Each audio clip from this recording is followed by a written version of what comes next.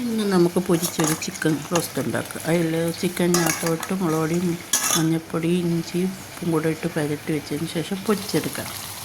ഒത്തിരി ഇട്ട് മൂപ്പിക്കരുത്. ഒരു ചിക്കൻ റോസ്റ്റ് ഉണ്ടാക്കുന്നത് ഒത്തിരി ഇട്ട് മൂപ്പിക്കരുത്. എന്നിട്ട് നമുക്കതിന് കോരിയെടുക്കാം. എന്നിട്ട് ആ എണ്ണയിൽ നമ്മൾ പാത്രം എടുത്തിട്ട് പൊരിച്ച ചിക്കനകത്തുനിന്ന് കുറച്ച് എണ്ണ എടുത്ത് നമുക്ക് ഉള്ളി വാട്ടാനെടുക്കാം. അതിന് ശേഷം നമുക്ക് കുറച്ച് ഇഞ്ചി ഇടണം.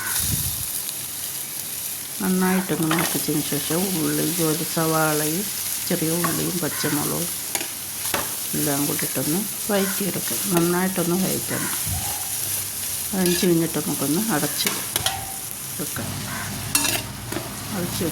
അതിന് ശേഷം നമുക്കൊരു തക്കാളിയും തക്കാളിയും ഉപ്പും കൂടെ ഇടണം. ഇട്ട് നന്നായിട്ട് വഴറ്റിയെടുക്കണം. നന്നായിട്ട് വഴറ്റിയെടുത്തതിന് ശേഷം നമുക്ക് മുളക് പൊടിയും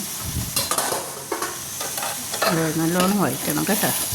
എന്നിട്ട് നമുക്ക് മുളക് പൊടിയും മല്ലിപ്പൊടിയും മസാലയും കൂടെ ഇട്ടൊന്ന് ചൂടാക്കിയതിന് ശേഷം നമുക്ക് ഇതിലോട്ട് തട്ടിയിടാം. നന്നായിട്ടൊന്ന് ഇളക്കി കൊടുക്കണം. 5 മിനിറ്റ് നമുക്കൊന്ന് അടച്ച് വെക്കണം. ശേഷം നമുക്ക് പൊരിച്ച് ചിക്കൻ എടുത്ത് അതിലോട്ട് ഇട്ടാം. അത് ഇടുന്ന വീഡിയോ എടുക്കാൻ മറന്നുപോയി.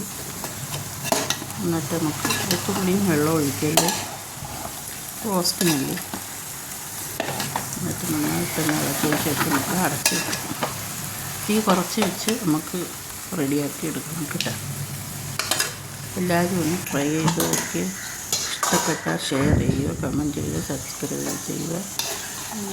ചിക്കൻ റോസ്റ്റ് എല്ലാവരും ഒന്ന് ട്രൈ ചെയ്ത് നോക്കണം. സൂപ്പറാണ്, ചെയ്ത് നോക്കണം.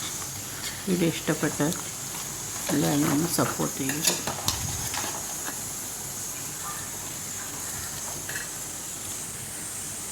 Tata, bye bye, see U.